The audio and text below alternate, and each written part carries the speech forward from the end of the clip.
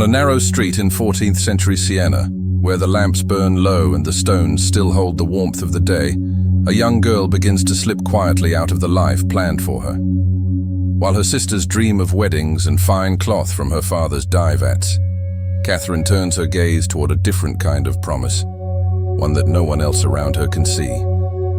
Soon the busy house will notice her long hours of silence, her visits to the sick no one wishes to touch, her letters that somehow find their way to princes and popes.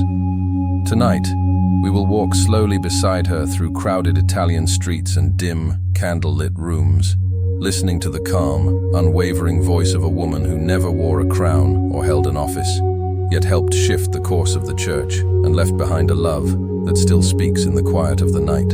In the dim memory of an old Tuscan evening, the city of Siena settles into itself like a great stone vessel, its walls holding the warmth of the sun long after the sky has turned a soft, deep blue. Lanterns flicker along narrow streets, and the tall, leaning houses seem to bend toward one another in quiet conversation. Somewhere within this labyrinth of alleys and archways, a modest home rests between its neighbors, filled with the sounds of everyday life.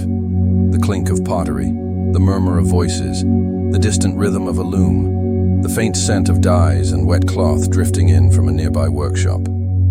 This is the world into which Catherine, daughter of a cloth dyer named Jacopo and his wife Lapa, is born in the year 1347. Siena is not a peaceful city.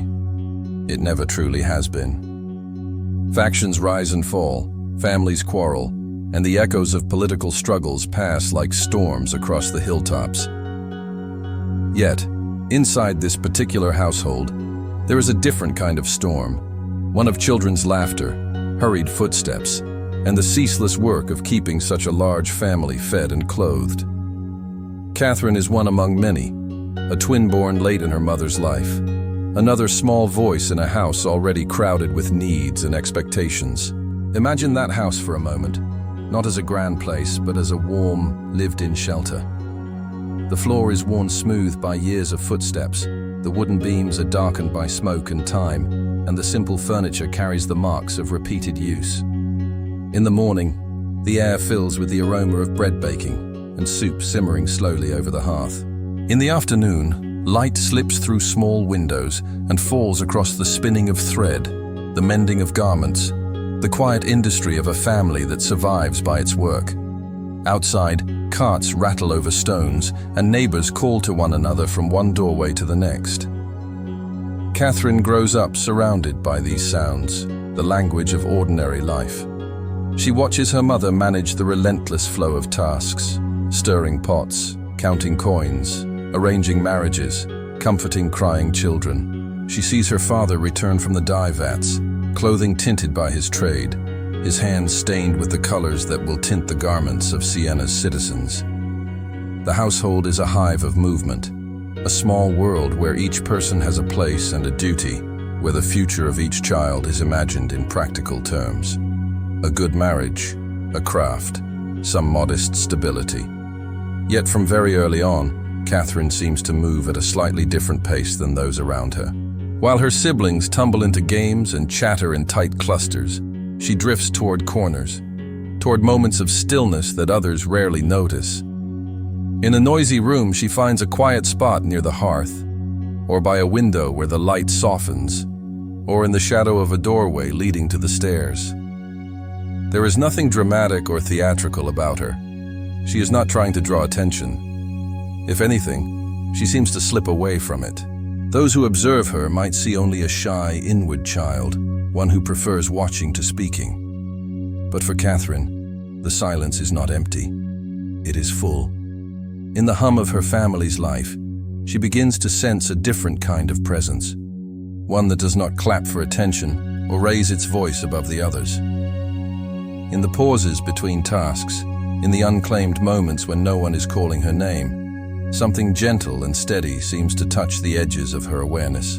The streets outside her home hold their own fascination. As she grows, Catherine will walk along the steep lanes of Siena, her small footsteps tracing routes between home, church, market, and neighboring houses.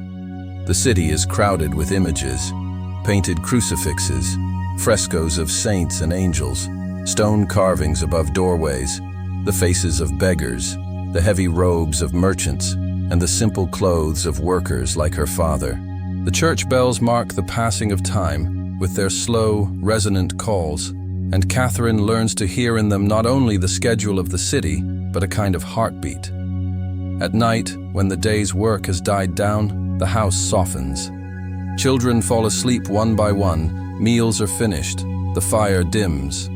The adults speak more quietly, or fall silent, weary from their labor. In those hours, when the outside world darkens and the home folds inward, Catherine's imagination stirs. She is still just a child, but she is beginning to carry questions she cannot easily put into words. What lies behind all this movement and noise? Who listens when no one else is listening? Is there a love that runs underneath the ordinary worries of food, clothing, and reputation? Her parents have clear hopes for her, though they may not speak them aloud every day. A daughter in 14th century Siena has a fairly predictable path: a suitable marriage, a household of her own, more children, more work. Some girls might dream of a husband who is kind or prosperous, a home a little larger than their parents', a life of relative security.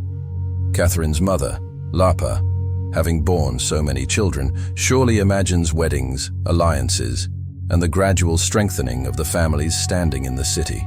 Her father, Jacopo, thinks in terms of dowries, responsibilities, and the bonds that keep families intertwined. Catherine, however, begins to feel a different longing taking root in her. She still learns to help with the housework, to obey her parents, to move within the patterns expected of a girl her age. But even as she stirs a pot or folds cloth, her thoughts keep returning to something beyond the visible tasks. The prayers she hears at church are not just words to her, they are doorways. The stories of saints and martyrs told in sermons or passed quietly from mouth to mouth do not feel distant or decorative. They feel strangely close, as though the lives of those holy men and women are pressing gently against the fabric of her own small life. In the crowded home, she sometimes finds herself caught between these two worlds, one of duties and expectations, and another of quiet interior pull. When her siblings tease or quarrel, she watches, aware of how quickly emotions rise and fall, how easily sharp words are spoken and then forgotten. When her parents worry over money or arrangements, she sees the lines on their faces deepen. She knows that these things matter. They are not illusions. Yet something in her is already turning toward a simplicity that cannot be measured in coins or arranged by contracts. There are moments when the city itself seems to echo this contrast. In festival times, Siena bursts into color and music, banners fluttering, trumpets sounding, crowds flowing like water through the streets. Then, just as quickly, the noise subsides, and the same streets hold only the sound of a single pair of steps or the quiet murmur of a distant prayer. Catherine is shaped by both faces of Siena, its lively, restless energy and its hidden, contemplative heart. As a little girl, she likely helps carry small things for her mother, runs errands, brings bread to a neighbor, looks after younger siblings. These actions, ordinary as they are, begin to form a pattern in her life. The movement toward others, the willingness to serve in small ways. She does not yet know how far this pattern will go, how it will one day lead her into places of disease, conflict, and spiritual turmoil. For now, it is all beginning in these simple gestures: holding a child's hand, fetching water, sharing food, offering a smile to someone who is tired or discouraged. The house in Siena is not a quiet monastery. It is a bustling space, full of interruptions and overlapping lives. And yet, within this noise, Catherine discovers something surprisingly like a cloister of the heart, a place inside herself where she can withdraw even when she cannot leave the room. Her siblings might see her pause in the middle of activity, her gaze turning slightly inward, her expression growing unexpectedly serene. They may not understand, and there is no reason they should. For Catherine, though, These small pauses are like stepping stones across the stream of her everyday life. Around her, the world is marked by uncertainty, outbreaks of disease, political upheaval, sudden losses. 14th century Italy is not an easy landscape for any family, especially one that lives by its hands. Yet even in this fragile reality, Catherine's childhood is wrapped in a sense of shelter. The walls of the home, the routines of work and rest, the familiar faces of parents and siblings, all of these form a kind of protective frame within which her interior story can unfold. In time, people will tell grand stories about Catherine of Siena. They will speak of her letters, her influence on popes, her visions, her intense spiritual life. But before she becomes any of those things, she is simply a small girl in a crowded house, one child among many, living under a roof that smells of wood smoke and cooking, stepping over the same thresholds day after day. It is here, in this seemingly unremarkable setting, that the seeds of her later life are planted. There is something quietly beautiful about this beginning. It reminds us that even the most striking figures of history do not appear suddenly on the world's stage, fully formed and shining. They grow in hidden places, in the hum of ordinary days, in the unnoticed corners of busy homes. Catherine's story is no exception. Long before she writes a single letter to a prince or a pope, long before anyone beyond her neighborhood knows her name, she is learning how to listen, how to love in small, practical ways, and how to turn her heart toward a presence she feels but cannot yet fully describe. The narrow streets of Siena, the humble house of a dyer's family, the shared meals, the hurried chores, the simple prayers murmured before sleep. These are the first notes in the long, gentle music of her life. And as night wraps itself more tightly around the city, and one by one the lamps go out in the windows, the child who will one day be known as St. Catherine of Siena lies quietly in her bed, already beginning, in ways no one can see, to walk a path that will lead far beyond the walls of her home. As the years unfolded gently over Siena, like pages being turned in a well-worn book, Catherine's quiet difference began to deepen. She was still one child among many, still moving through the same halls, the same streets, the same familiar patterns of family life. And yet, something within her was gradually setting her apart. Not in a way that made her proud or distant, but in a way that drew her into a world that others could not see. According to tradition, one of the first turning points came when she was still very young, around 6 years old. It was an ordinary day, with nothing remarkable to mark it on the surface.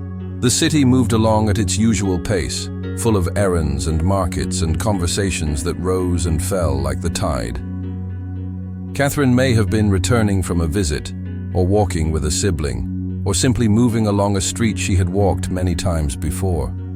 The stones beneath her feet were the same worn stones that carried the steps of countless Sienese before her.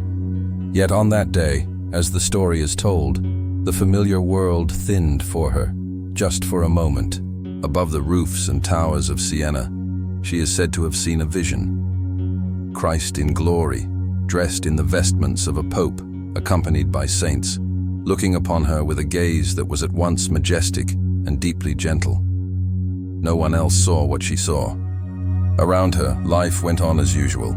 Carts still rattled past, voices still echoed between walls. But for Catherine, the air seemed to open, and the figure she beheld was not distant or cold. He seemed very close, very attentive, as though all of his vast, eternal attention had settled upon this one small girl walking along a street. The vision, as tradition describes it, did not last long. Such moments rarely do. But it left a trace in her that did not fade. In that gaze, Catherine came to believe she had been seen and chosen in a way that did not resemble the ordinary choices her parents would one day make for her. There would be no contracts or negotiations, no dowries or wedding feasts attached to this choosing.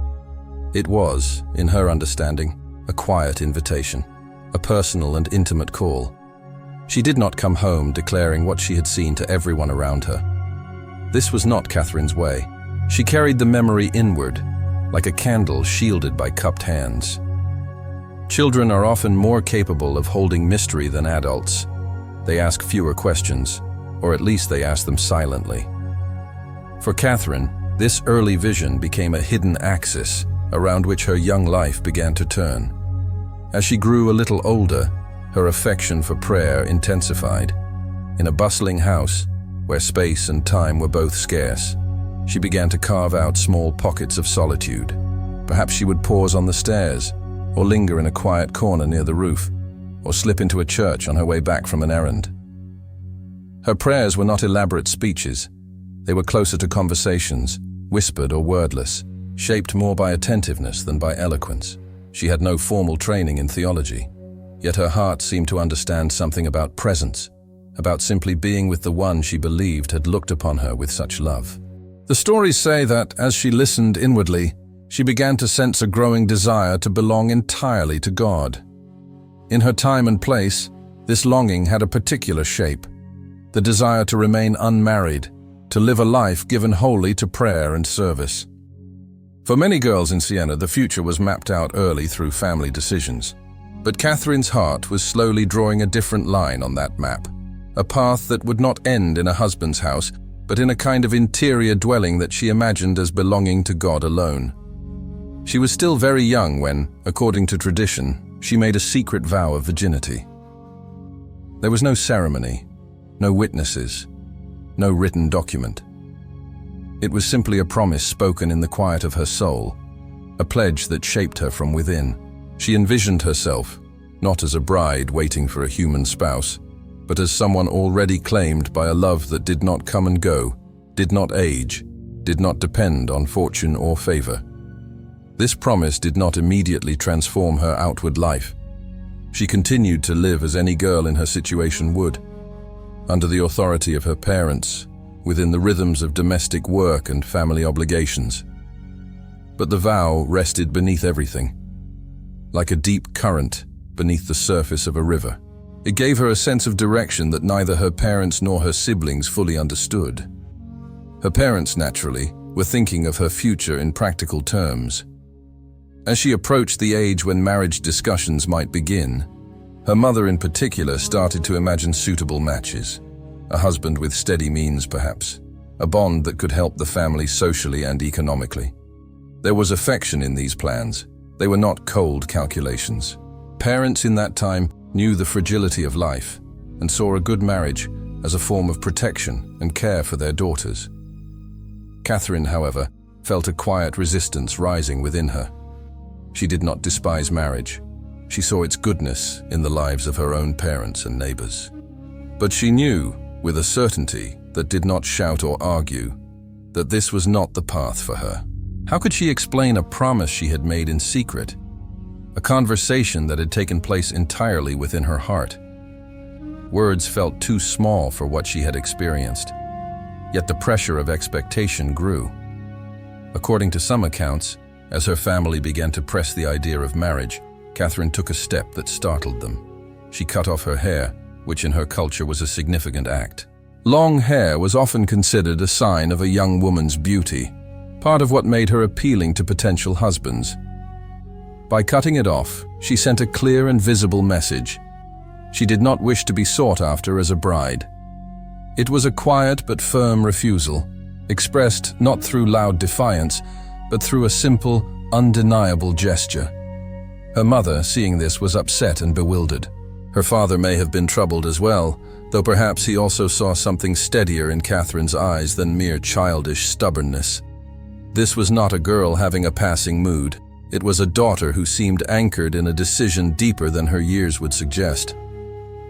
Yet parents are not easily swayed from their fears, and the tension in the household must have grown, a subtle strain running beneath daily chores and conversations. In response to this new pressure, Catherine did not fight with harsh words. Instead, according to tradition, she retreated further into an interior life of prayer, even while continuing her tasks. She began to imagine a small room within herself, where she could always be alone with God, no matter where she was or what she was doing. This inner cell, as she would one day call it, became a place of refuge. She could be kneading bread or sweeping a floor, yet inwardly, she was kneeling in that quiet space, speaking softly, listening patiently. Her family, watching from the outside, saw a girl who seemed increasingly detached from the usual concerns. She was obedient in her duties, gentle in her relationships, yet resistant to the future they tried to arrange. Some may have thought her strange, or overly pious, or simply stubborn. But Catherine was not acting out of a desire to be admired or to escape responsibility. She felt herself already promised, already spoken for. Her early visions did not stop with that first glimpse of Christ above Siena's roofs. Tradition speaks of moments when she felt his presence in prayer, when she believed she heard words of comfort or direction spoken within her heart. These experiences did not remove the difficulties around her. The house was still noisy, the work still demanding, the expectations still heavy. Yet the awareness of being accompanied in an invisible way gave her a calm persistence. Sometimes, when the house was particularly busy, one might imagine Catherine pausing just inside a doorway, her hands briefly folded, her eyes lowered. To an observer, it might look like she was merely resting or lost in thought. But for her, these pauses were visits to that inner room, brief, silent conversations with the one to whom she believed she had given herself. Her hidden promise shaped her in small, almost imperceptible ways. In the gentleness of her tone, in her patience with difficult tasks, in her willingness to take on humble work that others avoided. As adolescence unfolded, the distance between her path and the one expected of her appeared more clearly. Friends and acquaintances might talk of possible suitors, of fabrics for wedding clothing, of new households forming on other streets. For Catherine, these conversations passed around her like a breeze she could feel but not follow. Her heart was already anchored elsewhere, tethered to that early vision and to the vow that had grown out of it. In time, this tension between her inner promise and her family's plans would reach a breaking point, and a new form of life would open before her.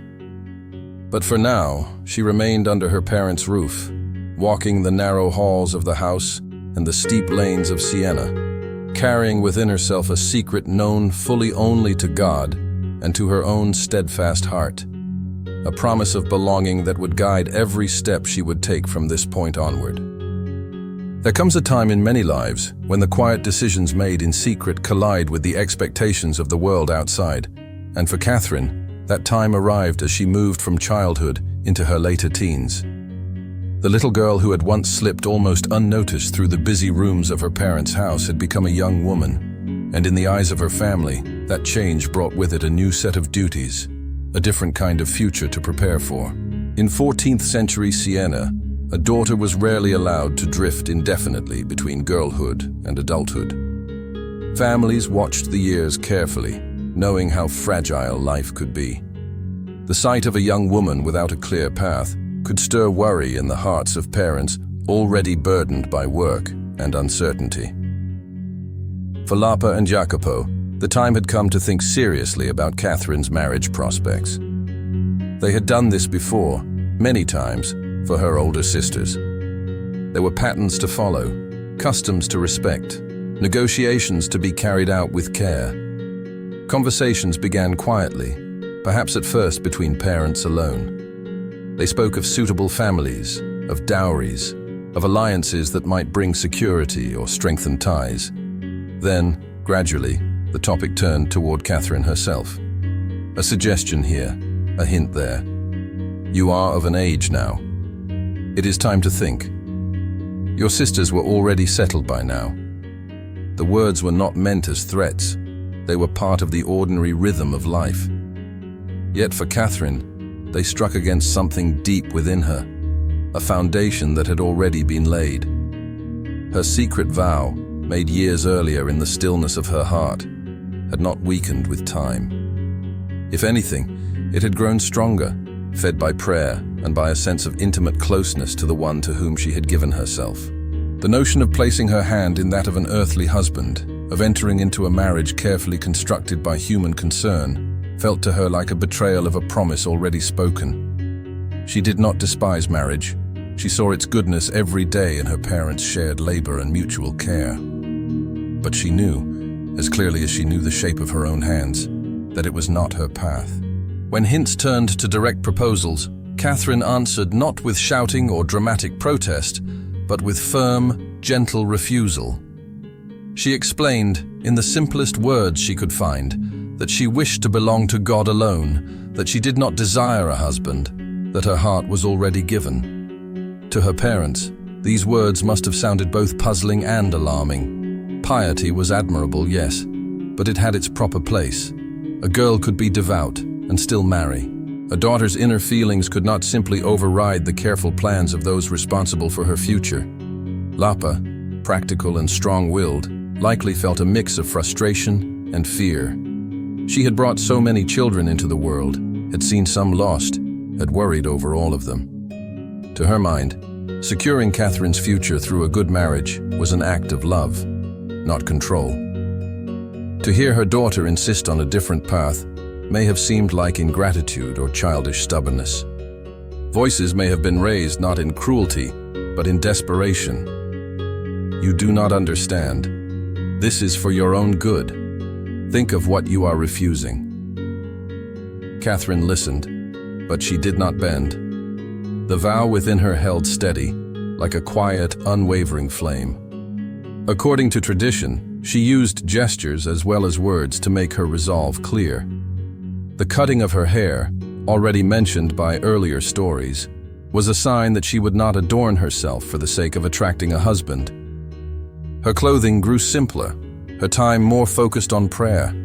She did not flaunt her choices, but neither did she hide them when pressed. In an attempt to break what they saw as a dangerous habit of excessive solitude, her parents tried a different strategy.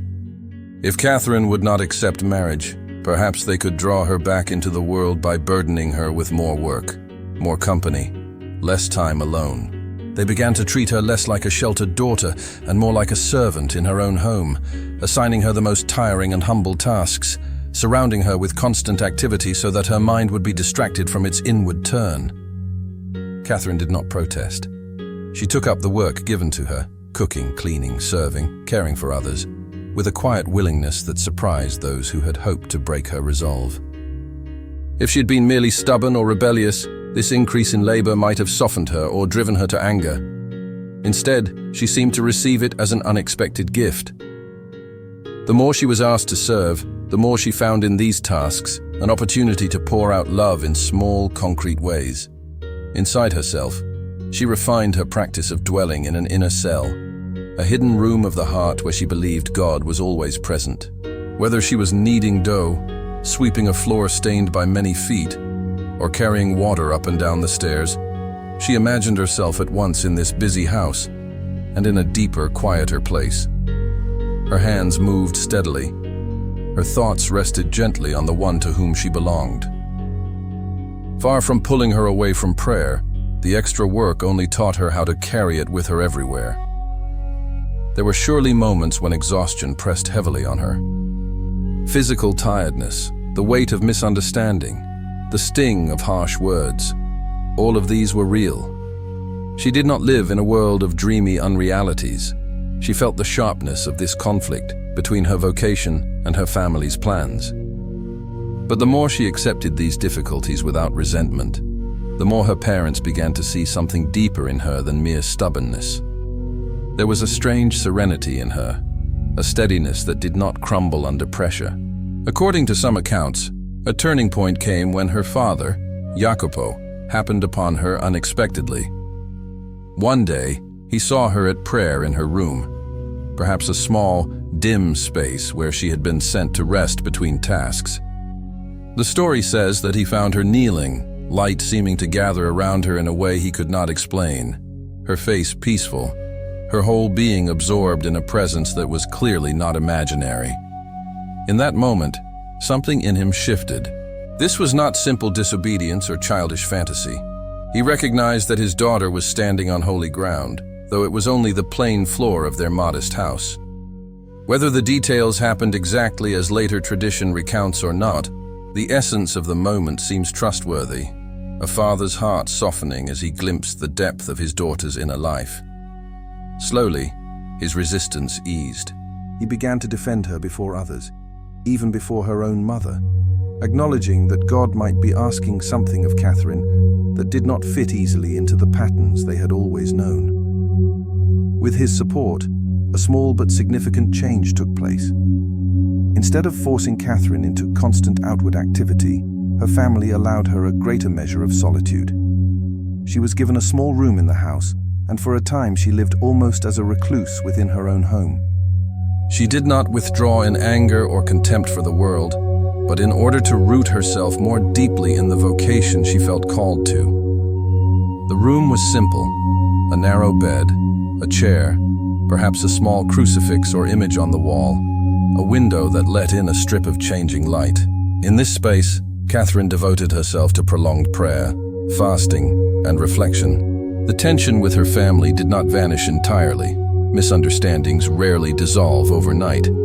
But the outright struggle over marriage gradually subsided.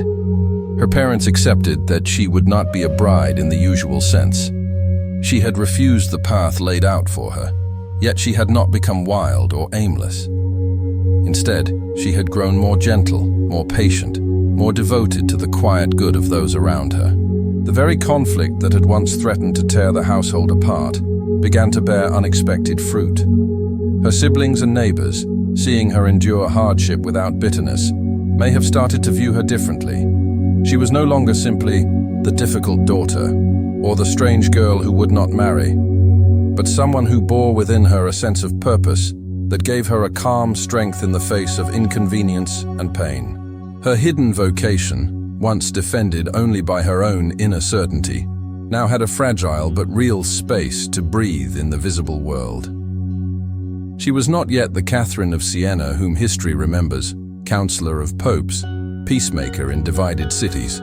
But the shape of that future was beginning to appear, like the first outlines of a figure slowly emerging from shadow. She had said no to one kind of life so that she could say yes more fully to another, and that yes was just beginning to unfold. In the narrow room where she prayed, the world outside did not disappear. The cries of children, the murmur of merchants, the distant tolling of bells, the footsteps on the street below. All of these sounds still reached her. She carried her family in her heart, even as she stepped slightly away from their expectations. And though the door might be closed, the path marked out by her refusal of marriage was opening towards something not more confined, but far wider than anyone in that house could yet imagine. The small room where Catherine prayed, quiet and bare, was never meant to be the final horizon of her life. It was more like a sheltered cove, a place where the waves of family expectations and inner conflict could break and then recede, leaving behind a clearer shoreline. Within those walls, she learned to listen deeply, to let her heart be shaped by the presence she believed dwelt always with her. Yet the one she sought in solitude was not content to remain locked away behind a door. Little by little, the path of her vocation began to bend outward toward the world beyond her father's house.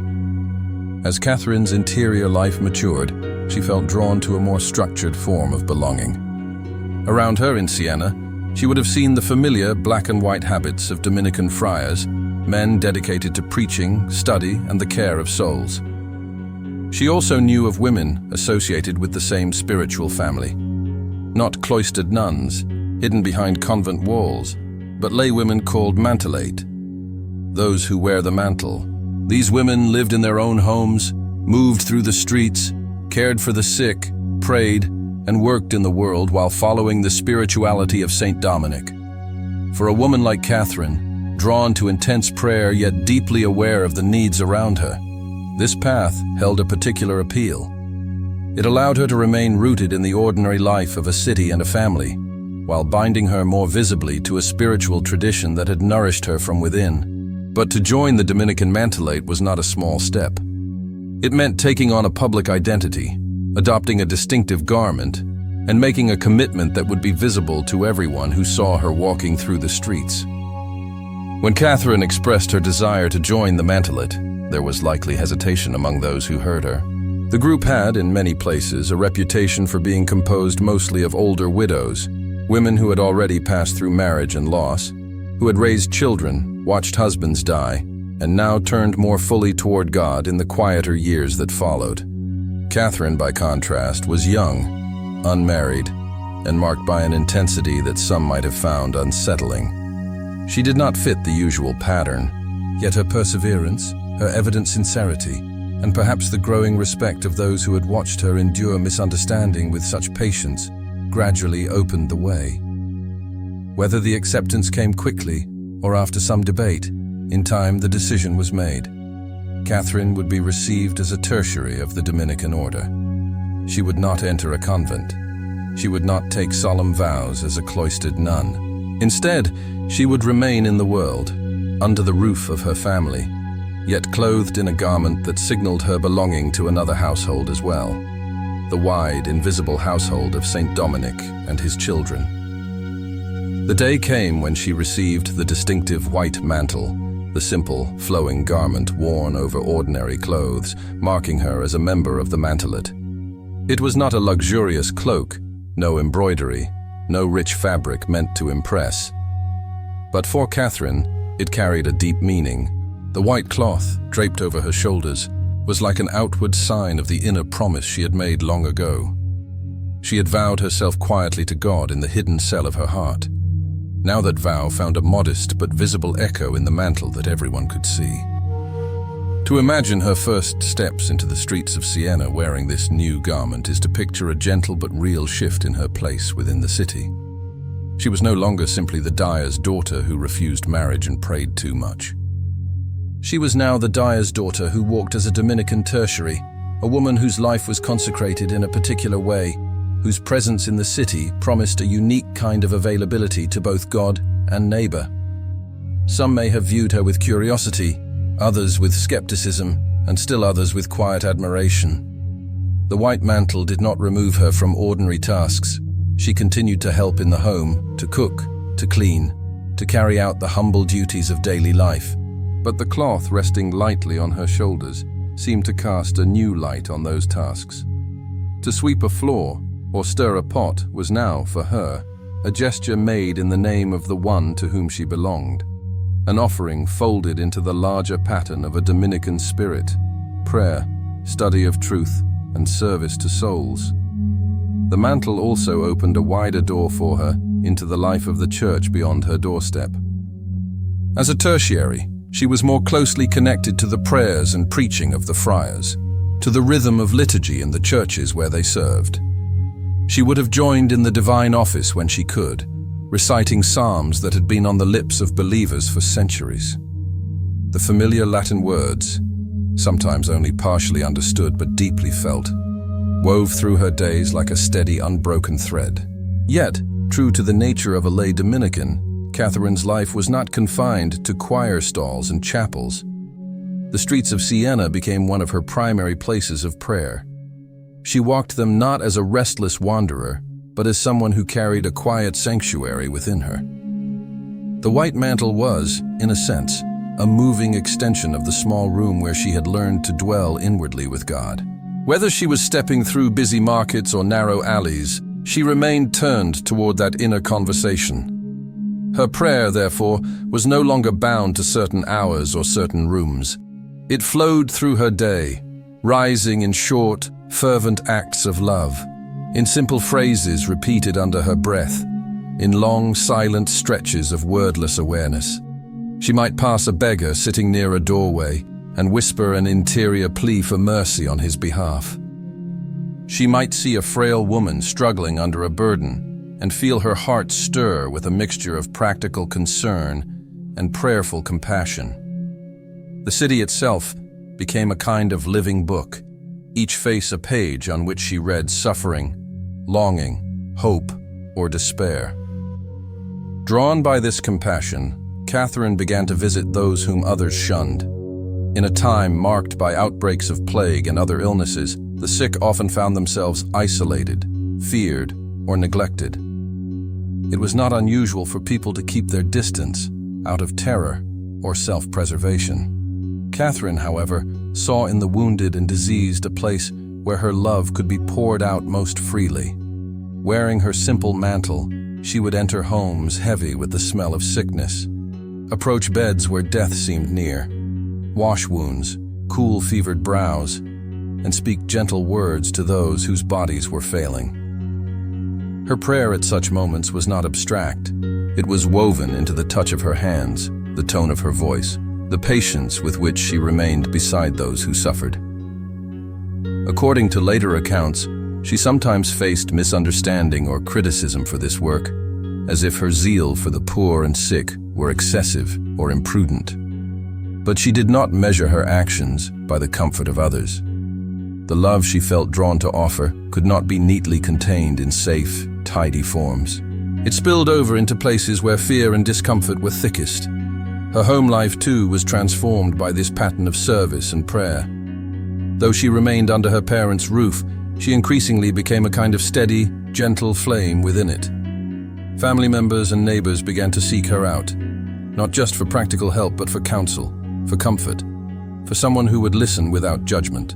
The white mantle she wore came to mean not only member of the Dominican family, but also one who can be approached, one who hears, one who carries others in her prayer. She did not become stern or severe in her piety. Those who wrote of her later often emphasized the warmth and directness of her manner, the way she could speak frankly and yet lovingly.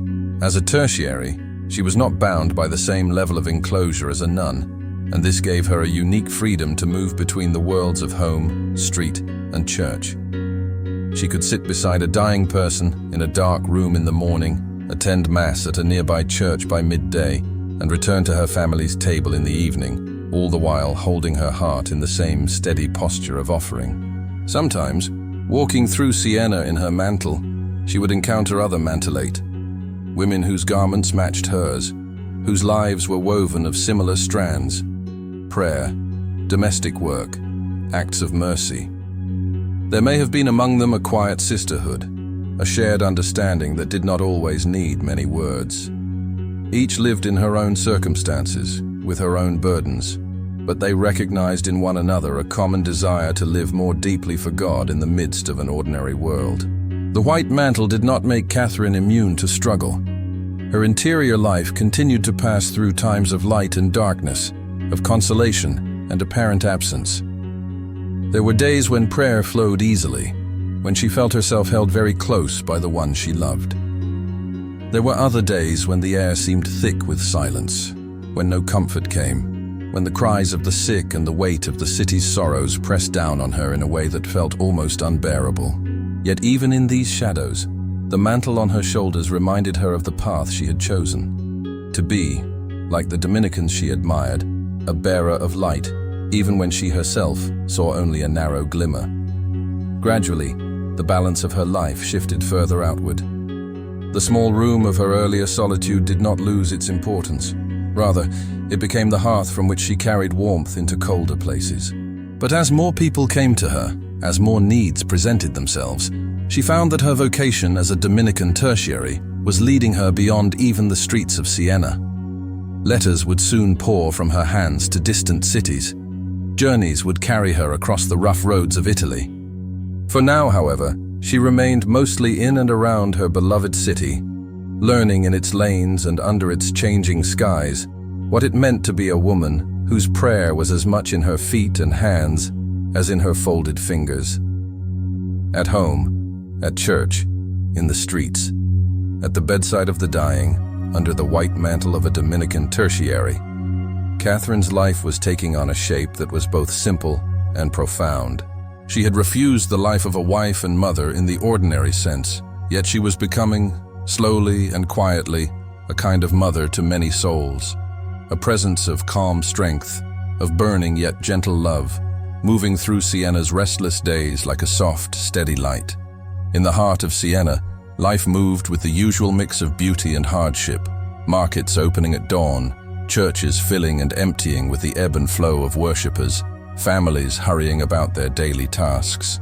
But beneath the familiar rhythm, there was always a fragile undercurrent. Illness could sweep through a neighborhood without warning. Poverty could press suddenly on a household, and the quiet sorrow of loneliness could hide behind even the most carefully arranged faces. It was into these hidden places that Catherine, wrapped in her simple mantle, felt herself continually drawn. Her prayer, which had once flowered in the solitude of her room and then in the quiet awareness she carried through the streets, began to take on a more tangible form. It was no longer enough, in her mind, to lift up the suffering of others only in whispered petitions. The love she felt for God seemed to spill over naturally into love for those around her, especially those whom others were afraid to touch or preferred not to see. For Catherine, devotion and compassion were not two separate paths, but a single road with different stones underfoot. Siena was no stranger to sickness. In those days, waves of disease could pass through the city with little warning, leaving fear in their wake. The memory of the Great Plague that had swept through much of Europe still hung in the air, like a lingering shadow. Even when no great epidemic was raging, there were always the ill, the elderly, the wounded, the poor, those whose days were measured not in productivity or success, but in the slow effort of simply staying alive. When word reached Catherine that someone nearby was ill or abandoned, she did not hesitate. She would make her way through the twisting streets, her steps steady, her mantle brushing softly against stone walls and doorways, until she arrived at the house where suffering had settled. These were not comfortable visits. The rooms she entered might be small and dark, heavy with the smell of sickness, the air humid and still. Beds were often nothing more than rough pallets, bodies weakened by fever or pain lying under thin blankets, faces pale or flushed, eyes clouded with fear, exhaustion, or despair. Many people naturally held back from such places. Fear of contagion, discomfort at seeing bodies marked by illness, a sense of helplessness in the face of suffering. All of these could make even good-hearted neighbors hesitate at the threshold. Catherine felt these things too. She was not made of stone. But another force, gentler yet stronger, moved within her. She believed that in the wounded and the dying, she met the one she loved most deeply, and that every act of care offered to them was a way of drawing nearer to him. So she crossed thresholds that others avoided. She approached beds where the sick lay coughing or moaning softly, where breathing was labored, where hope seemed thin. She took up tasks others would rather not touch, washing frail bodies, cleaning soiled garments, bringing water to dry lips, wiping a brow damp with sweat. Her hands, small and slender, grew accustomed to lifting, supporting, steadying. Her voice learned the tones of calm reassurance that can soothe even when no cure is possible. Sometimes, she would remain for hours beside a single bed, adjusting a blanket, helping a person sit up to relieve their discomfort, listening as they tried to speak of their fears. She did not offer lengthy speeches or complicated explanations of suffering. Instead, she let her presence speak. The simple fact that someone was there, not recoiling, not rushing away, willing to share the weight of that lonely hour. She might softly recite a prayer or murmur the name of Jesus in a way that seemed less like preaching and more like a gentle breath of hope. According to some accounts, Catherine's care extended even to those whom others considered difficult or unworthy. There were people whose tempers had grown sharp under the strain of illness, who snapped at those who tried to help, who turned their faces away in bitterness or shame. But Catherine did not withdraw from them. If they scolded, she listened. If they pushed her away, she waited. Her compassion was not reserved for the grateful or the gentle. It sought especially those who felt most alone in their suffering.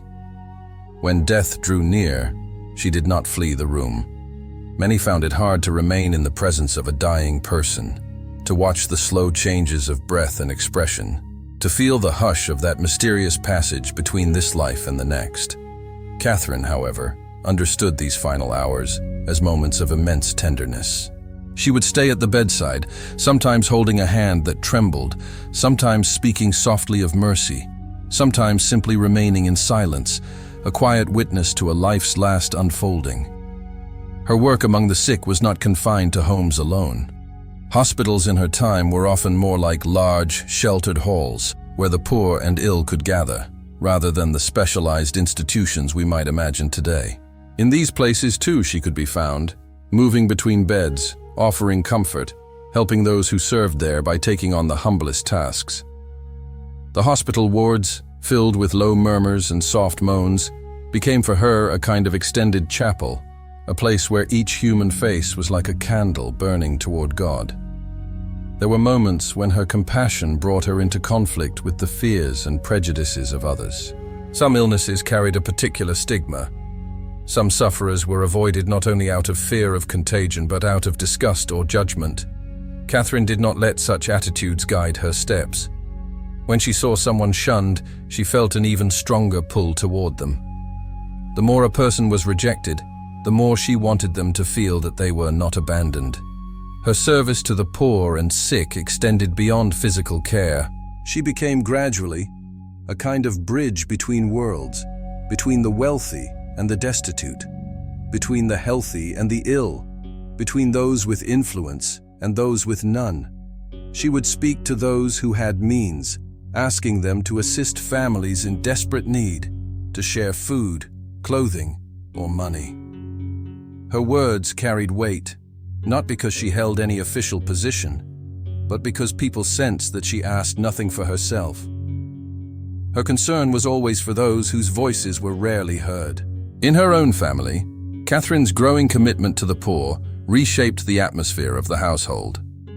She encouraged generosity, urged patience with the needy who came to the door, and sometimes gave away more than others thought prudent.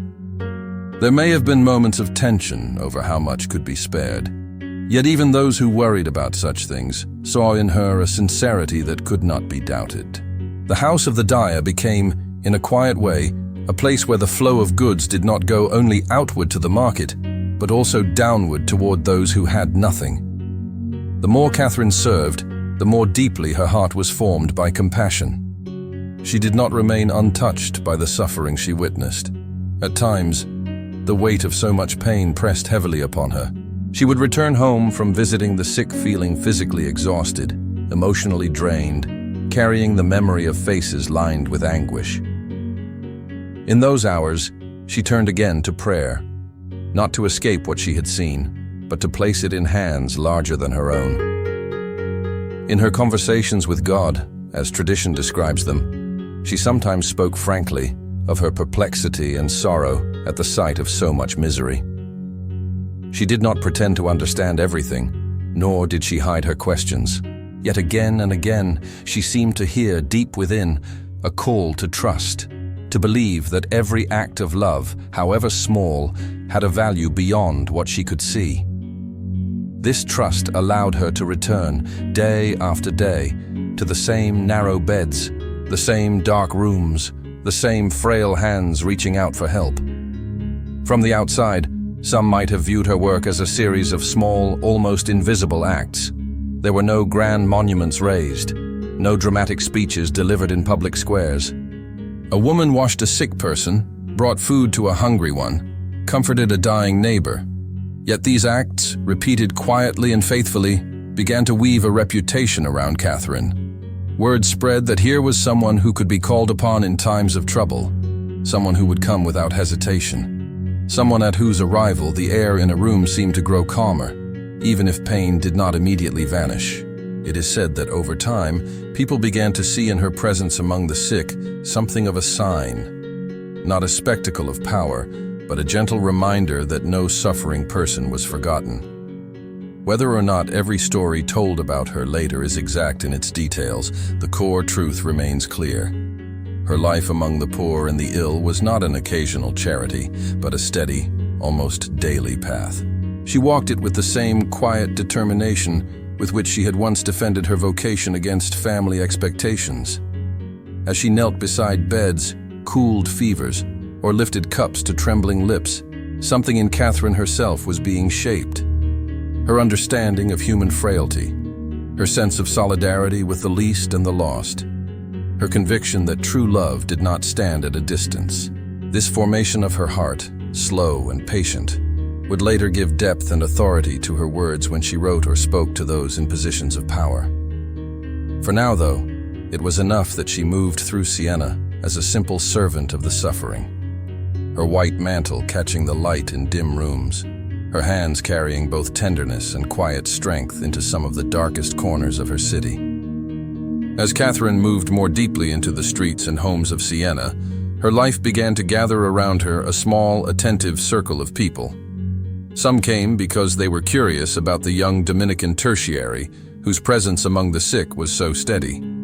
Others came because they had received her help in a moment of distress and found in her not only practical assistance, but a kind of quiet strength that lingered long after she had left the room. Little by little, without seeking it, she became a reference point for many souls, a person they turned to when their hearts were troubled, their decisions unclear, or their courage thin. Catherine herself could not read or write in the usual sense, at least not in the early years of her public life.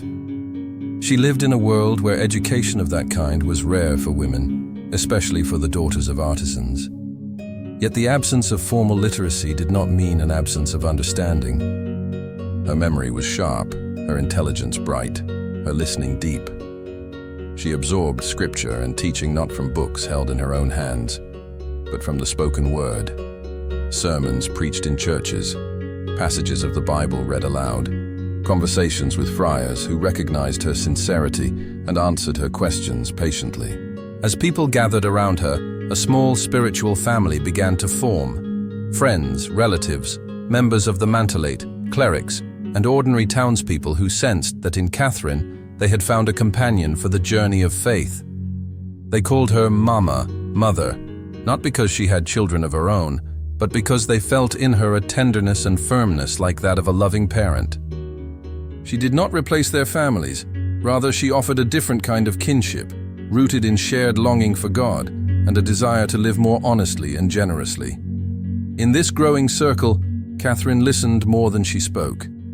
People came with their worries, a strained marriage, a troubled conscience, a fear of illness, a sense of guilt, a confusion about vocation. She would sit with them, sometimes in her modest room, sometimes in a corner of a church or a quiet space in a house, and let them unfold their hearts.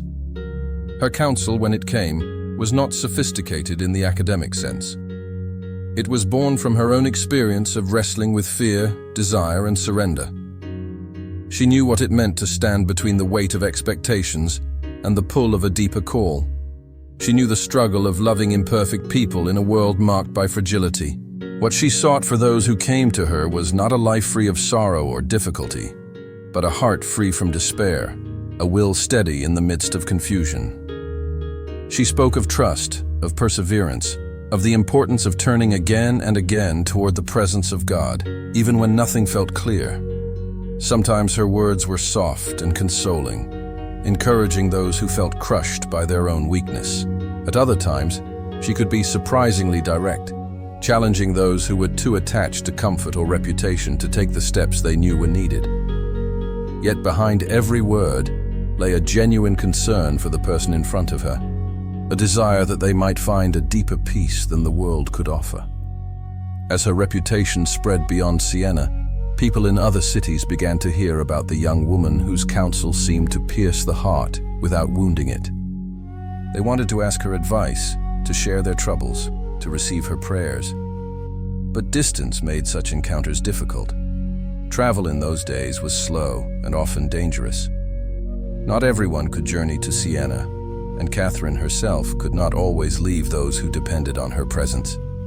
It was in this context that her letters began to appear, a river of words flowing from a woman who, at first, did not write them with her own hand. Catherine dictated. Seated in a simple room, sometimes with friends or followers around her, she spoke while one or another of her companions served as scribe, pen moving across the rough paper or parchment, capturing her living voice in ink. The letters thus born are among the most remarkable fruits of her life. Direct, vivid, full of warmth and urgency, yet also steeped in the language of Scripture and the liturgy she had learned by ear. These letters were addressed to many kinds of people. Some were written to humble layfolk, ordinary men and women struggling with everyday trials. Others went to priests and religious, whom she urged to live their vocations with integrity and courage, reminding them that their calling was not a position of comfort, but a path of service. Still others were addressed to nobles, rulers, and eventually to popes, as Catherine's influence widened beyond anything her younger self could have imagined. To those who were timid or discouraged, her words were like a gentle hand on the shoulder. She called them dearest sons or dearest daughters, even when they were older than she was, folding them into the spiritual family that formed around her heart. She spoke often of God's love as something vast and patient, able to hold even their failures and fears without rejection. She invited them to trust, not in their own strength, but in the mercy of the one who had guided her through so many interior storms. At the same time, she was not afraid to address weakness frankly. When she saw people hiding behind excuses, neglecting the poor, clinging to comfort while others suffered, she wrote with a clear, uncompromising tone. She urged them to step out of half-heartedness, to live more generously, to allow the fire of divine love, as she described it, to burn away the selfishness that kept them from true joy. Her language in such moments was strong, but it was not cruel. She wrote as a mother might speak to a beloved child who is in danger of harming themselves, firmly, but always from a place of deep affection. Those who took down her dictation were themselves drawn into this flow of communication. They did not merely serve as secretaries, they became part of the living conversation that the letters carried. Before writing, Catherine might pray aloud, her words rising and falling like a tide, asking for wisdom and clarity. As she spoke, her scribes learned to follow the movement of her thought, to capture not only the content, but the rhythm of her speech. Over time, some of them encouraged her to learn at least the basics of reading and writing herself, and tradition holds that she did acquire some skill, though dictation remained her primary means of communication. The tone of her letters, as preserved, carries a distinctive mixture of fire and tenderness. She did not settle for bland politeness. Her words reached for the heart, sometimes with images that were bold and startling, sometimes with simple phrases repeated like a refrain. Remain in holy and sweet love. Stay in the holy and gentle love of God. I long to see you grounded in truth. She called those she loved to stand, as she tried to stand, in the space where love for God and love for neighbor met and supported one another. As her correspondence spread, so did her responsibility. A word sent to a distant place could ripple outward in unpredictable ways. People quoted her, argued with her, were moved or unsettled by her. She became a point of reference in discussions she could not always witness firsthand. This might have been terrifying for a lesser spirit. Catherine, however, continued to speak from the same place she always had, the inner cell of her heart, where she sought to listen before she answered, to pray before she spoke. Her letters did not replace her personal presence. She still walked the streets of Siena, still visited the sick, still sat in corners of churches lost in prayer. But the written word allowed her voice to travel where her feet could not. A noble in a distant city, a priest wrestling with doubt, a woman burdened by grief. Each could unfold a part of their story in a letter and receive in time a response that carried the warmth and clarity of Catherine's spirit. Among those who came closest to her during this period was a Dominican friar named Raymond of Capua, who would later become her confessor, spiritual companion, and biographer. He too listened to her counsel, watched her care for souls, and helped to shape and transmit her message. Through his eyes, and the eyes of others who walked beside her, we catch glimpses of the daily reality behind the letters, the modest surroundings in which they were written, the weariness that sometimes touched her after long hours of speaking and serving, the joy that lit her face when she saw someone take a courageous step toward a more generous life. The letters, in time, would be gathered and treasured, copied and sent again, preserved as windows into her heart. But for Catherine herself, they were never a literary project or an attempt to build a reputation. They were simply another way of doing what she had always done, listening to the cry of others and responding as best she could from the well of love she believed had been poured into her by God. Each letter was like a thread, linking her quietly to distant lives, stitching together a wide, invisible garment of companionship and guidance. In the soft glow of lamplight, with the city settling into evening, one can imagine her seated, while a friend with pen in hand bends over the page. She speaks slowly, sometimes pausing, her gaze turned inward, as though reading from a book written not in ink, but in light upon her heart. Outside, the wind moves through Siena's narrow streets. Inside, her voice, steady and calm, shapes words that will travel far beyond those walls, carrying the fire of her love and the gentleness of her concern into cities and homes she herself might never see. Beyond the narrow streets of Siena, the land of Italy in Catherine's time lay like a patchwork quilt, beautiful but torn. City rose against city, family against family, banners and loyalties shifting like changing winds across the hills. Alliances were made and broken, promises sworn and forgotten, and behind the loud movements of armies and embassies lay the quieter suffering of ordinary people. Merchants unsure if their routes would remain safe, farmers worried whether fields would be trampled, mothers wondering if their sons would ever return from war.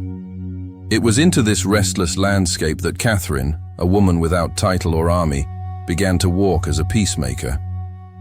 The path from the bedside of a sick neighbor to the halls where powerful men argued may seem long and unlikely. Yet for Catherine, there was a clear line between them. In each wounded body she had cared for, in each frightened face she had comforted, she had learned something about the cost of violence and division. Conflict did not remain politely on battlefields. It seeped into homes, emptied cupboards, filled hearts with worry. And in her prayer, she felt increasingly drawn to speak not only to individuals, but to those whose choices shaped the lives of many. Italy in the 14th century was marked by deep political and religious tensions. Cities and factions divided themselves into camps with names that carried histories of grievances, Guelphs and Ghibellines, loyalties for or against the papacy, shifting alliances between local rulers and foreign powers. Siena and Florence, powerful city-states not far from one another, were often at odds, their rivalry spilling into trade, diplomacy, and sometimes open hostility. Law and order could feel fragile, and loyalty to family or party sometimes overshadowed commitment to justice and peace. Catherine, who had no formal education in politics, began not by studying treaties or legal documents, but by listening. Those who came into her circle included men involved in public life, lawyers, merchants, local officials, members of important families. In their stories, she heard not only personal struggles, but the echoes of broader conflicts. She asked questions, quietly at first, trying to understand the roots of tensions, injuries not yet forgiven, ambitions not yet satisfied, fears that drove people to harden their hearts. Her desire for peace did not remain a vague feeling. It began to take concrete form in words and journeys. In letters dictated to those who wrote for her, she addressed not only private souls, but whole communities, urging them to lay down their bitterness, to reconcile with enemies, to think beyond the narrow circle of their own advantage. Her language could be strikingly direct. She reminded rulers and civic leaders that their authority was not given merely to defend their own honor, but to protect and nurture the people entrusted to them. When she spoke of peace, she did not imagine it as a delicate, ornamental thing, a fragile truce preserved only as long as no one spoke honestly. For Catherine, peace was a strong, living reality, rooted in truth and justice. She believed that genuine reconciliation could not be built on lies or denial. It required a willingness to admit wrongs, to repair damage where possible, to seek the good of others, not just one's own. Her letters sometimes carried a surprising firmness. She warned against pride, against stubbornness, against the refusal to forgive. As her reputation grew, invitations began to appear, requests that she come in person to cities or courts where tensions were inflamed. Travel in those days was no easy undertaking, especially for a woman. Roads could be rough, weather unpredictable, inns uncomfortable or unsafe. Yet Catherine accepted these journeys as part of her calling. She left the familiar streets of Siena, accompanied by a small group of companions, stepping out onto the dusty roads that wound through fields and villages, past vineyards and olive groves, towards cities whose names she had heard in prayer and conversation. On the road, she did not travel like a noble lady surrounded by luxury. Her clothing remained simple, her needs modest. Nights were spent in modest lodgings, where the thin walls held the sounds of travelers, animals, and the creaking of old beams. The road itself became a kind of extended cloister for her, a place of prayer and reflection between meetings and negotiations. As she walked or rode, she lifted up in her heart the people she was going to meet, asking that their hearts might be softened, their ears opened, their decisions guided toward what would bring peace rather than further division. When she arrived in a city troubled by internal strife or external conflict, she did not enter with the authority of a magistrate or the ceremonial garb of an ambassador. She came as she always did, a small woman in a simple habit and mantle, carrying nothing but her voice, her presence, and the conviction that love and truth could move even hardened hearts. People watched her with curiosity. Some perhaps doubted that such a person could have any effect on powerful men. Others, having heard of her counsel and her courage, were quietly hopeful. In private meetings with civic leaders, soldiers, and church officials, Catherine spoke with a mixture of humility and boldness. She did not flatter. She reminded them gently that the souls entrusted to them were not numbers or pieces on a game board, but human beings, mothers, children, workers, the poor and the elderly, who would bear the consequences of their decisions. She urged them to examine their motives. Were they seeking the true good of their people or defending their own pride and advantage? Were they willing to compromise when justice allowed it, or clinging to grievances out of habit? Her words could unsettle, but they were carried by a tone that made it difficult simply to dismiss her. She spoke as someone who had already given up any claim to worldly power or gain. There was nothing she wanted for herself from these negotiations. Not money, not honors, not a place in official records. Her only desire was that bloodshed might be avoided, that exiles might return, that cities might be spared the devastation of war. This lack of self-interest gave her a freedom that few professional diplomats enjoyed.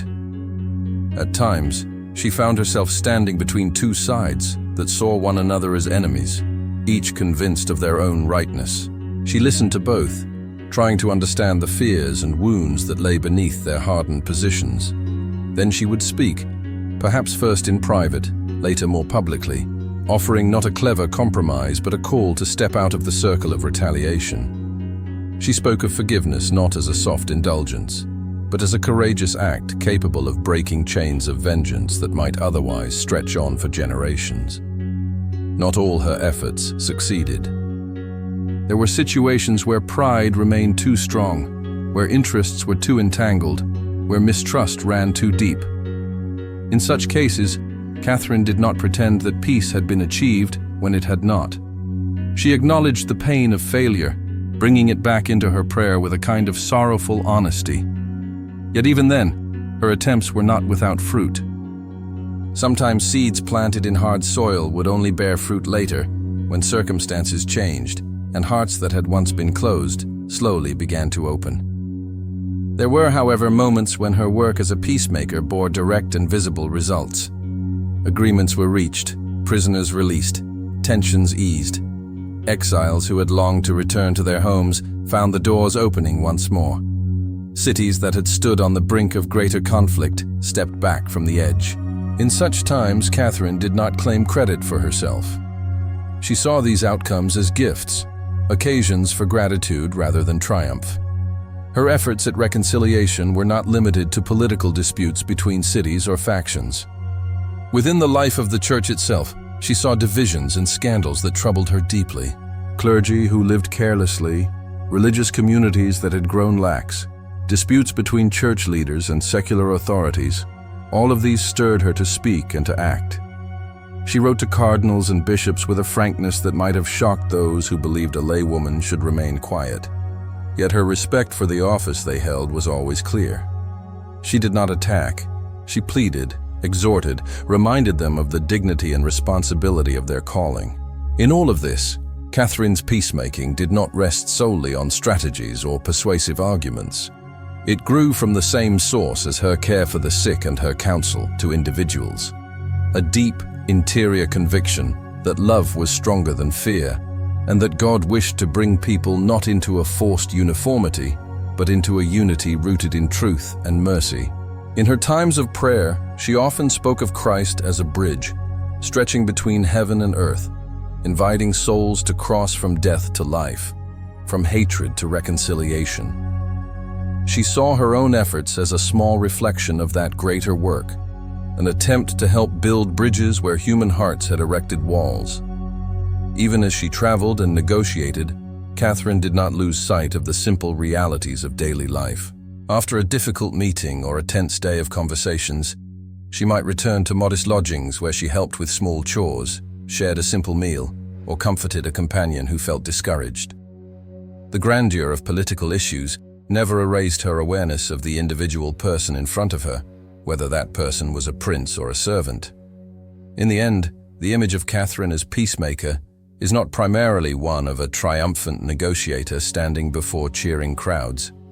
It is the quieter image of a woman moving steadily through a troubled world, her face calm, her words clear, her heart anchored in prayer. She carried within her the memory of Siena's streets, of sickbeds and kitchens, of the first small acts of service that had formed her. Those experiences kept her grounded, ensuring that her work for peace never became an abstract project, but remained rooted in concrete concern for human lives.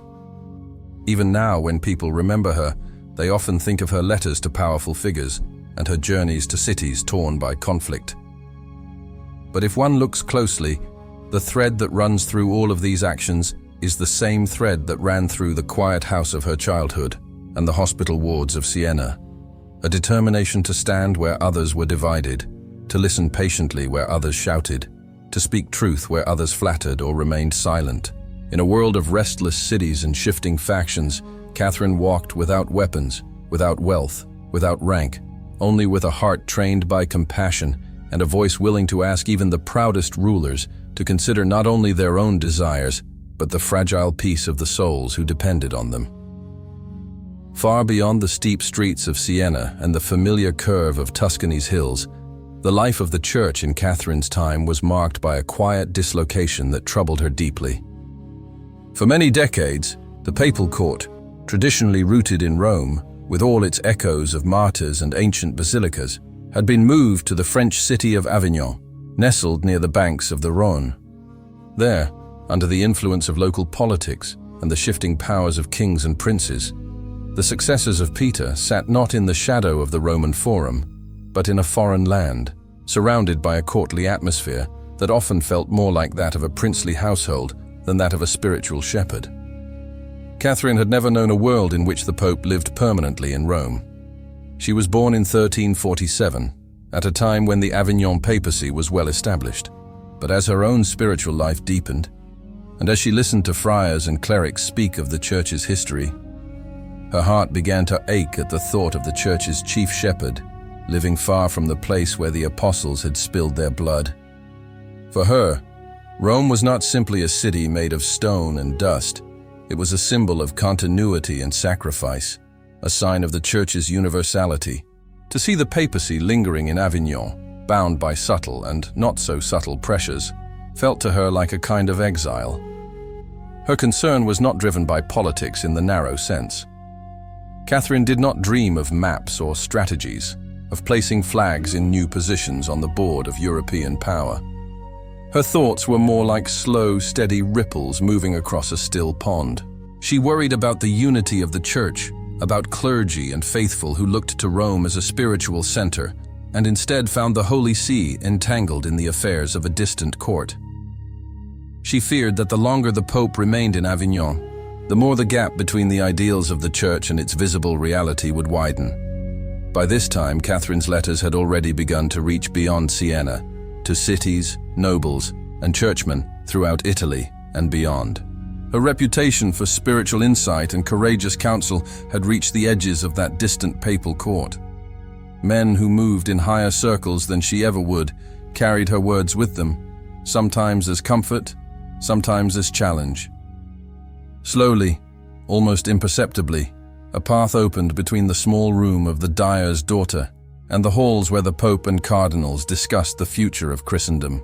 Pope Gregory XII, a Frenchman and the last of the Avignon popes, had inherited not only the weight of Peter's office, but also the tangled threads of previous decades. Conflicts with Italian city-states, pressure from powerful families, the ongoing demands of secular alliances. From afar, Catherine watched and prayed, sending him letters filled with a mixture of reverence and urgency. She addressed him as "Sweet Christ on earth," a phrase that might sound bold to modern ears, but which for her expressed both deep respect for his office and an aching desire that he live up to it fully. In her letters to Gregory, she did not flatter or speak in timid generalities. She urged him, in clear and affectionate terms, to summon courage, to trust less in the comfort and safety of his court, and more in the God she loved so fiercely. She spoke of the need for reform among the clergy, for a renewed zeal in shepherding souls, for a church that did not hide behind walls of privilege. And again, like a refrain, she urged him to return to Rome. For a long while, it may have seemed that her words would simply dissolve into the air like mist.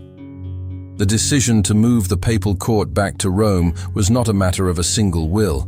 It was bound up in the fears and counsels of many. Cardinals worried about unrest in Italy, about the dangers of Rome, about the loss of influence they enjoyed in Avignon. Secular rulers had their own opinions, their own interests to defend. The idea of returning to Rome was not new, but each time it surfaced, it met a wall of hesitation. Catherine, however, did not let the weight of all these obstacles crush her hope. She continued to write, to pray, to encourage those who supported the idea of returning, and to challenge those who opposed it. Then, in time, a more direct path opened.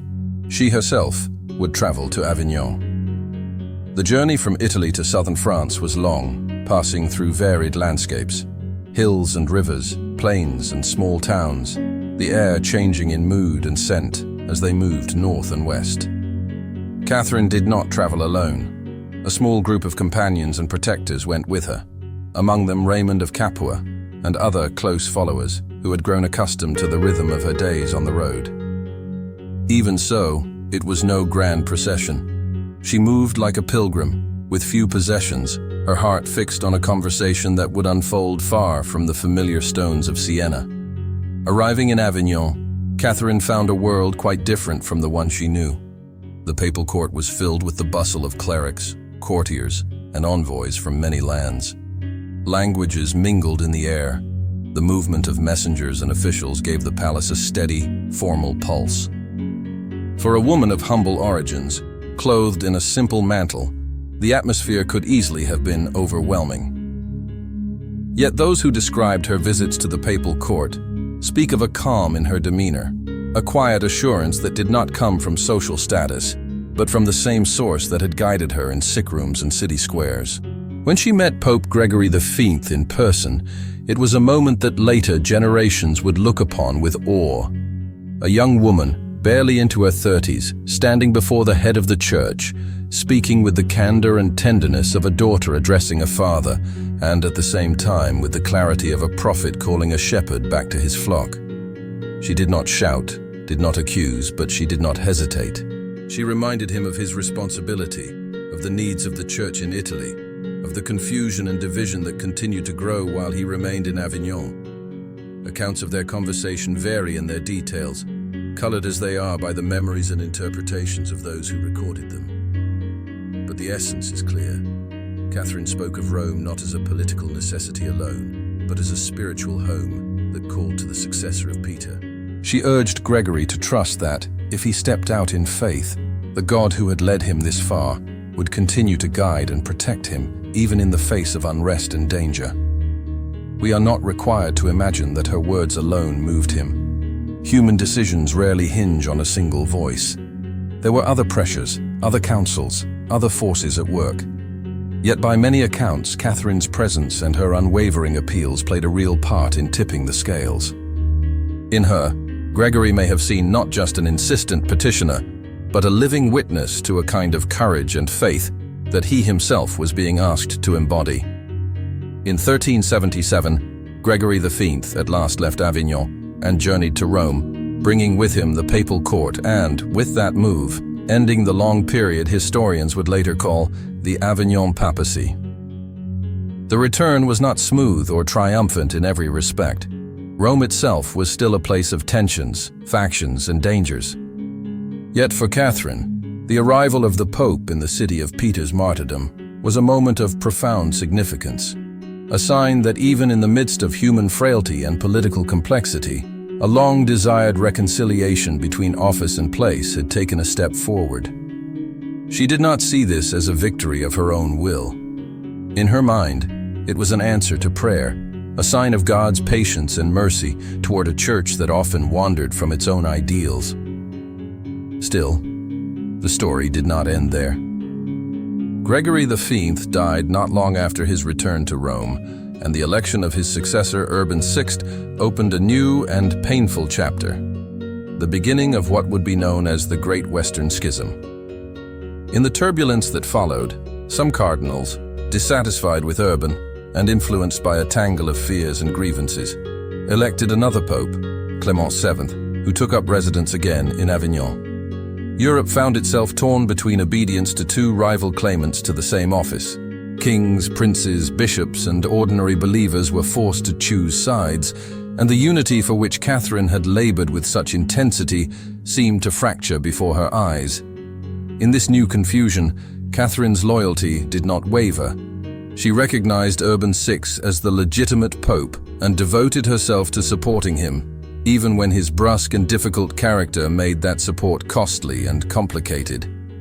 She wrote letters urging obedience to him, pleading with rulers and prelates not to deepen the division by siding with the Avignon claim. Her heart, already familiar with sorrow, now carried the heaviness of seeing the church, the bride as she often called it, torn by internal strife at the very moment when some hopes had finally been realized. From Rome, where she eventually settled, Catherine continued to pour out her words and her prayer like oil onto troubled waters. Her own body was weakening, worn by years of fasting, travel, and emotional strain. Yet her concern for the unity and holiness of the Church burned with undiminished intensity. She offered her sufferings according to her own understanding for the healing of this wounded body, longing for a day when the confusion of rival popes would be resolved, and believers could once more look toward a single shepherd without hesitation. The long road from Avignon back to Rome, and the painful schism that followed, form one of the most intricate and sorrowful threads in Catherine's story. She did not live to see its resolution. That would come only decades later. But her part in it, her letters, her journey to Avignon, her conversations with Gregory V, her steadfast support of the Roman papacy, reveals a woman willing to step far beyond the safety of her familiar world for the sake of a unity she held dear. In the quiet of a Roman evening, when the sounds of the city softened and the great basilicas stood dark against the sky, one can imagine Catherine kneeling in prayer, her heart stretched between the memory of Siena and the needs of the whole church. She had walked dusty roads, stood before popes, spoken to kings, and written to cardinals. Yet in that moment, she was once again simply a soul before God, asking not for her own comfort, but for healing, for courage, and for the slow mending of the torn fabric of Christendom. In the final stretch of Catherine's life, the journey that had begun in the quiet house of a dyer in Siena unfolded into something both intimate and immense. The roads she had walked, the letters she had dictated, the audiences she had sought with rulers and popes had drawn her more and more into the wide, troubled currents of her age. Yet as her outward influence grew, her interior life deepened further still, like a well whose waters sink lower and purer the more they are drawn. By the time she settled in Rome, Catherine's body was no longer strong. Years of fasting, sleepless nights spent in prayer, exhausting journeys, and the weight of concern for the church had left her physically worn. Those who knew her well could see how thin she had become. how her steps slowed, how sometimes pain flickered behind the calm of her eyes. Yet her spirit seemed, if anything, to grow quieter and clearer, as though the weakening of her body allowed the light within to shine more steadily. Rome itself was a city both grand and wounded. Ancient stones, crumbling columns, and massive churches stood as reminders of centuries of faith and empire, while the streets below them teemed with the ordinary struggles of the poor, the arguments of merchants, and the tensions of ecclesiastical politics. The presence of the Pope in the city gave it a certain gravity, but also drew with it rivalries, intrigues, and disputes. Catherine, who had longed so deeply to see the papacy return to Rome, now found herself living in the city at a time when its spiritual heart was troubled by division and controversy. It was in this setting, between the weight of history and the immediate anxieties of the present, that her great spiritual work, later known simply as the Dialogue, took shape. Catherine herself did not sit down at a desk to compose it in the way a modern author might. Instead, as tradition describes, the work emerged from a period of intense prayer and interior conversation, spoken aloud and recorded by those who were close to her. According to these accounts, there came a time when Catherine, withdrawn into deep contemplation, experienced what she understood as a sustained, loving dialogue between her soul and God. The words that flowed through her were not hurried or scattered. They unfolded patiently, like the slow turning of a tapestry revealing its patterns thread by thread. Her companions, recognizing the depth and clarity of what she was expressing, began to write it down as she spoke, capturing as best they could the movement of this interior exchange. The Dialogue is not a story in the usual sense, with dates and events arranged in order. Instead, it is a kind of spiritual landscape, a long, continuous conversation that touches on many themes: the nature of God's love, the path of growth in virtue, the role of Christ as bridge between heaven and earth, the beauty of the Church despite the failings of its members, and the call for every soul to respond generously to the love that seeks it. Catherine's own voice is present, but she often steps back, letting the words attributed to God's response become the main current. To imagine its composition is to picture Catherine in a modest Roman dwelling, perhaps seated or kneeling, her eyes closed or cast downward, her face calm, while one or more of her companions sit nearby, pen and ink ready, listening intently. Outside, the sounds of Rome continue. Carts rattle over uneven stones, distant bells ring, voices echo off stone walls. Inside, her voice rises and falls in a steady cadence, sometimes tender, sometimes urgent, always returning to the same central conviction, that the heart of reality is not cold or indifferent, but burning with a love that longs to draw every soul into its warmth. She speaks of God as a sea of peace, as a mad lover whose longing for the human soul is beyond measure, as a parent bending close to a child who has wandered far. She emphasizes that love cannot be separated from truth or justice, that mercy does not erase responsibility, but transforms it. She uses images drawn from the world she knows, bridges spanning chasms, vineyards and gardens, light flooding dark rooms, blood poured out in sacrifice. All of these become ways of expressing what she feels in prayer, but cannot fully capture in plain, simple statements. Those who listen to her and take down her words are themselves moved and challenged. They know Catherine not as a distant, untouchable figure, but as someone who has laughed with them, corrected them, wept with them, and walked dusty roads at their side. Hearing her speak in this new, sustained way, they sense that what is being given to them is not simply the product of her mind, but the fruit of a long, patient surrender. Years of saying yes in small things, of listening in silence, of loving in concrete acts of service. At the same time that the Dialogue is taking shape, Catherine's external life in Rome continues to be filled with care for others. She writes letters supporting Urban VI, urging unity in the Church. She encourages those scandalized by the schism not to lose hope. She receives visitors who come seeking direction or consolation. She intercedes for the poor and the troubled, as she always has, asking for practical help from those who have more to give. The spiritual heights she speaks of in her dictated dialogue are never divorced from the realities of hunger, fear, and confusion she meets in the faces around her. Yet her own sufferings become more pronounced. According to tradition, Catherine experienced periods of intense interior trial, times when the sense of God's nearness withdrew, when prayer felt dry and empty, when doubts and fears pressed upon her. She also endured severe physical pain. Later stories would speak of wounds in her body, of sharing in the sufferings of Christ in ways that were mysterious and hidden. She did not dwell on these things or present them as badges of honor. For her, they were part of the cost of loving in a world that often resisted love's demands. Those who lived with her in Rome saw how she responded to this suffering. She did not claim to be above discouragement, but she refused to let it harden her heart. Her trust was not a naive optimism that everything would work out easily. It was a choice made again and again, often in darkness, to lean on the one she believed had never abandoned her, even when she felt for a time unable to sense his presence. In this way, her final years became a kind of living commentary on the teachings of the dialogue. Love that persists in trial, surrender that deepens in weakness, hope that does not depend on visible success. Rome itself bore witness to her gradual wasting away. She spent hours in churches, especially near the tombs of martyrs and in the presence of the Eucharist, resting her tired body on stone floors, worn smooth by centuries of knees and feet. She prayed for the church as for a beloved, wounded friend, pleading for reform, for unity, for courage among its leaders, for fidelity among its people.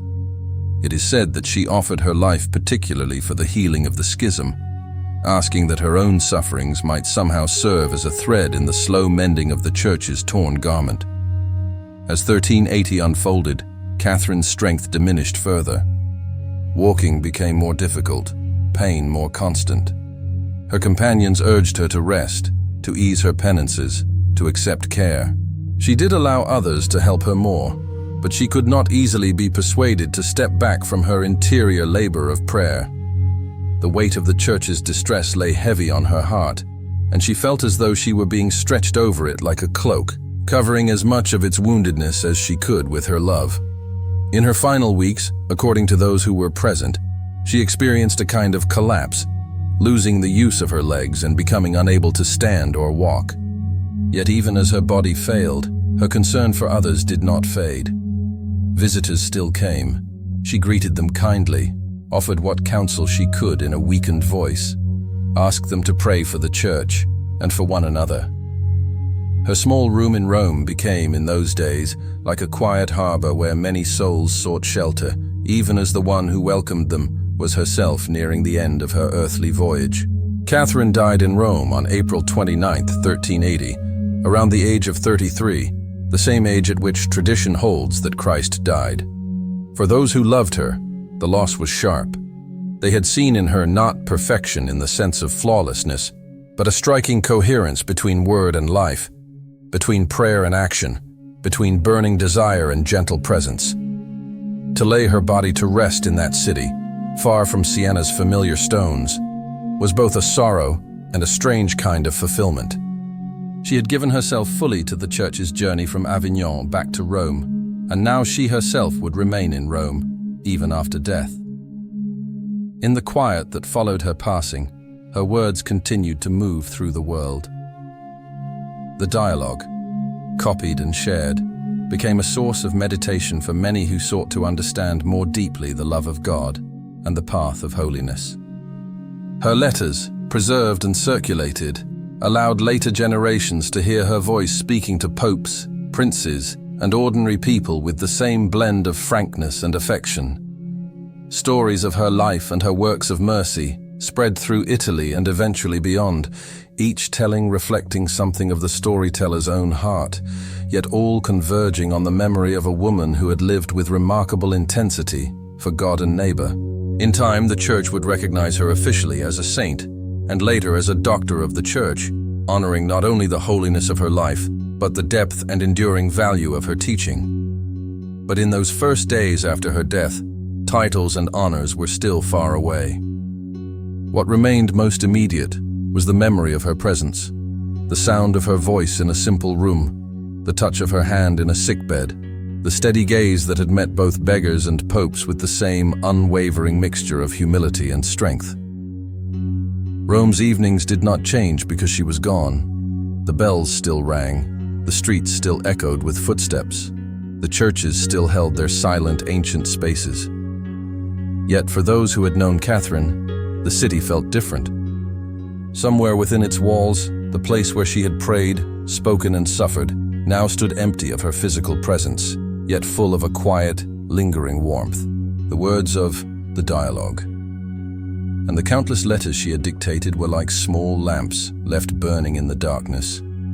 A soft, steady light, inviting others to walk the path she had walked.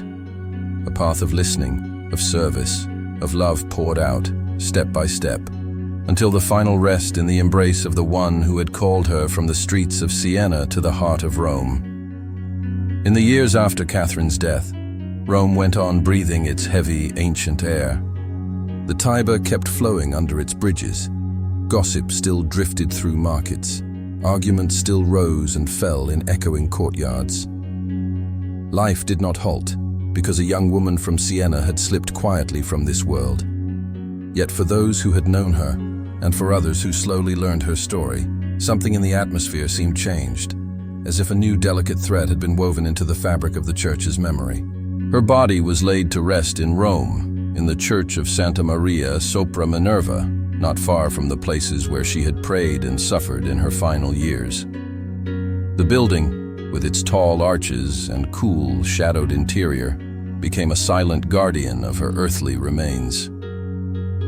Pilgrims who entered might not, at first, know exactly where to find her tomb. They would see chapels, altars, paintings, the ordinary beauty of a Roman church. But if they asked, if they listened to the whispers of those who knew, they would find their way to the quiet place where Catherine's body lay, a simple sign marking the presence of someone whose life had left a deep but gentle mark on the world. For the people of Siena, her death in a distant city carried a different sorrow. They remembered the girl racing along their narrow streets, the young woman in a white mantle visiting the sick, the counselor whose words had steadied so many hearts. To know that her body now rested far away, in Rome's stone embrace, was a grief touched with a kind of longing. The stories tell that, in time, part of her, relics, carefully and reverently taken, returned to her native city, so that Siena too might hold something tangible of the daughter it had given to the wider church. According to tradition, her head, and later a finger, came back to Siena and were enshrined there, not as macabre trophies, but as signs of closeness. The city's way of saying that this woman, whose mind and hands had served both Siena and Rome, belonged to both. Pilgrims entering Siena's great basilica of San Domenico would find, in a side chapel, the delicate, solemn presence of her relics, framed by candles and quiet prayers. The city that had watched her childhood now kept watch over this small remnant of her earthly self. For many centuries, the veneration of relics formed a familiar part of Christian devotion. People did not see them as magical objects, but as points of contact, like the last warm imprint of a hand on cloth.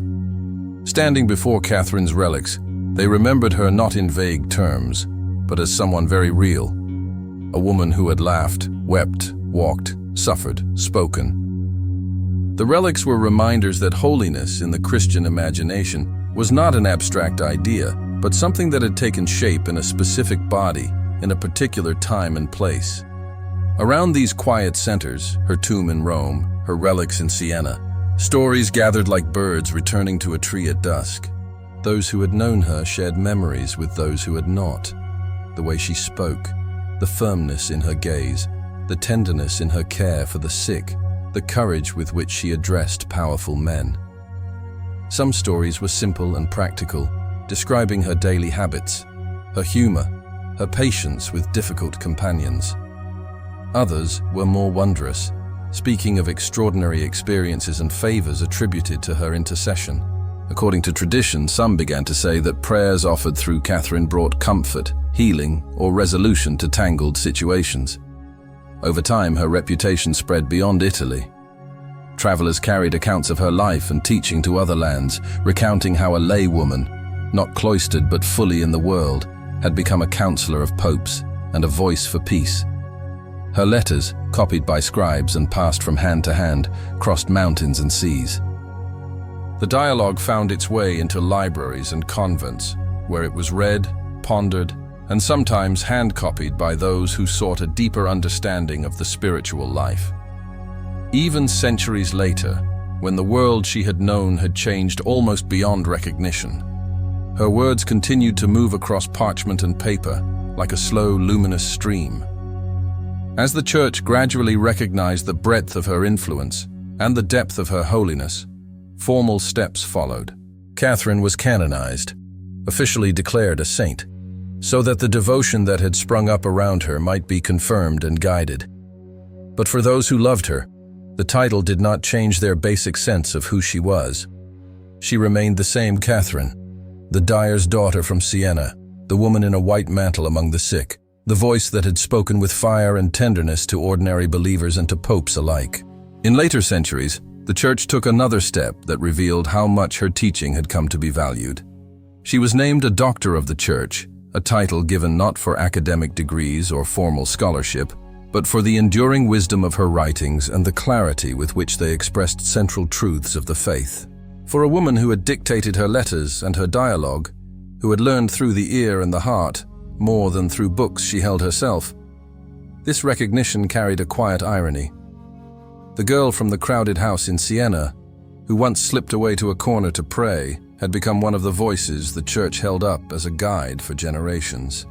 Her legacy, though, is not made only of dates, titles, and official declarations. It lives most vividly in the way people continue to encounter her story and find in it a reflection of their own struggles.